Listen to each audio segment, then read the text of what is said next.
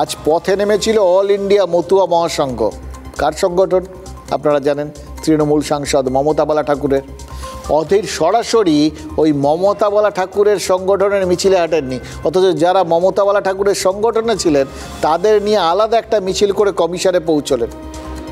মানে অধীরের সঙ্গে মতুয়া মহাসংঘের সদস্যরা হাঁটলেন, অথচ মমতা বালা ঠাকুরের সমর্থনে মিছিলটা হলো না।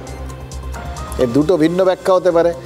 এক, তিনি খানিকটা দূরে থেকে তৃণমূলের কাছাকাছি পৌঁছলেন, মানে তীব্র তৃণমূল বিরোধিতার থেকে সরে এসে হাইকমান্ডের সাথে আপোষের রাস্তায় গেলেন।